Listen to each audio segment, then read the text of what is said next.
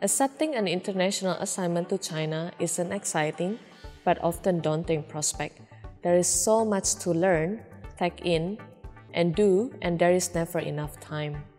China is a vast country. It is almost the same size as the whole Europe put together and is just as diverse, meaning that it's very hard to generalize about the country.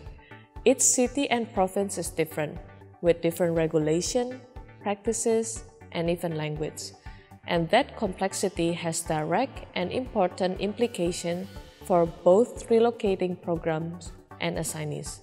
For the purpose of this video, I'm going to focus on the most frequent city destination for international assignee, namely Beijing, Shanghai, Guangzhou, and Chengdu. First, housing. Let's start with probably the most important issue for an assignee prospective: housing. China's cities are large, with many different neighborhoods offering very different lifestyle experience, from central city living to a larger style properties with gardens in the city suburbs.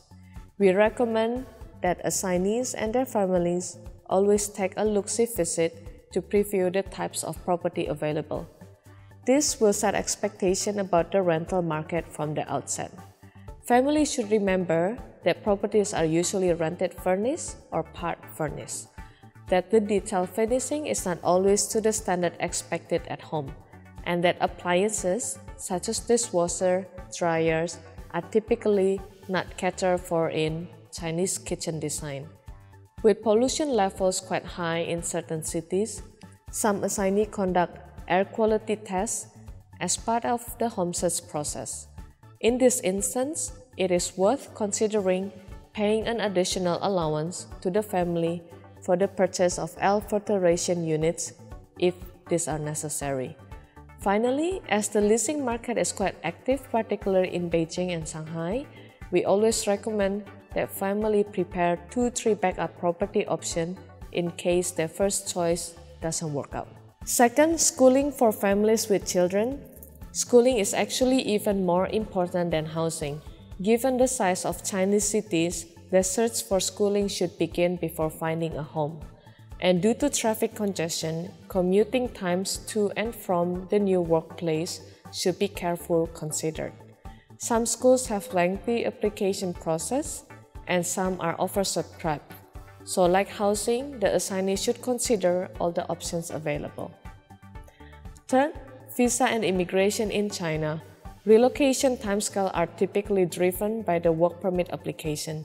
It is important that companies understand the latest visa regulation and appreciate that they can vary by city and province.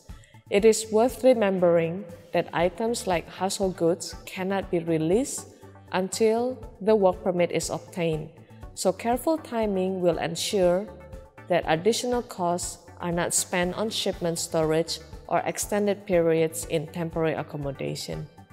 In fact, we always recommend that companies relocating families to China apply early, select a good immigration provider to ensure professional advice, keep travel arrangements flexible to accommodate processing delay, and track and renew any expiring visa and permits well in advance of expiry.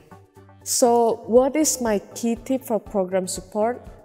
Planning ahead and having an in-depth knowledge of practices, regulation, and costs are key for companies relocating assignees to China.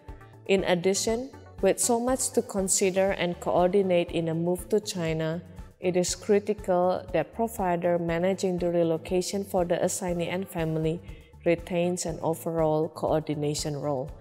This will ensure that all aspects of the move like visa, housing, schooling, household goods, etc. will be aligned to take place in a time frame to suit the expectation of the company and the assignee. For more information and tips on housing, schooling, transport, language, culture, and a range of other issues, read our best practices for effective relocation to China document. 你会喜欢中国